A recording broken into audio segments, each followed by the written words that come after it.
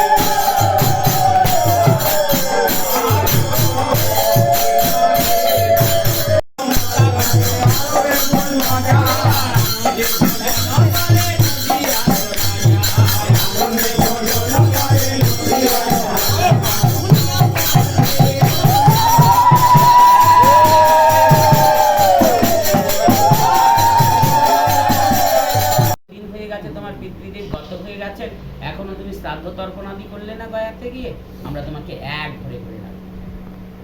নবদ্বীপ মণ্ডলী খেয়ে গেছেন ব্রাহ্মণ পণ্ডিতগণ। আজ ঘরে এসে মাকে বলছেন, মা তুমি একটু অনুমতি দাও, কষ্ট তোমার হবে আমি জানি, কিন্তু অনুমতি দেবে। কিসের অনুমতি নেবে? আমাকে গয়া খেতে যেতে হবে। কেন রে? কেন তুমি জানো না কতদিন হলো পিতৃদেব গত হয়ে গেছেন? সত্যি না? দেখো চিন্তা, এখনো পিতৃ তর্পণ আদি করতে গেলাম না, গয়াতে শ্রাদ্ধপিণ্ড তর্পণ করা হলো না। ব্রাহ্মণ মণ্ডলী সব খেপে গেছেন, আমি শ্রাদ্ধ তর্পণ না করলে আমাদের এক ঘরে করে রাখবে। মা হাজার কষ্ট হোক, একটু অনুমতি দাও। মা কেঁদে বলছেন, বিষ্ণুপ্রিয়া কতদিন বাপু লাগবে? বলছে 1 মাস। কয় দিনে হয় বিষ্ণুপ্রিয়া? সচিমা বলছে, মা 30 দিন। 30টা দিন করে কাটা মা, শত কষ্ট হলে অনুমতি দিতে হবে। অনেক কষ্ট করে মায়ের কাছে অনুমতি নিলেন। মা বলছেন, নিমাই তোকে একা যেতে দেবে। কিছু শিষ্য শাবক দিয়ে জননীর আজ্ঞালয় মহাহর্ষ মনে চলিলেন মহাপ্রভু গয়া দর্শন।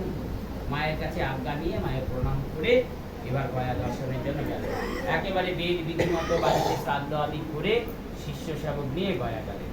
গয়ার পথে চলতে চলতে নানা দেশ গিরি পর্বত ভ্রমণ করতে করতে ধর্মকথা বলতে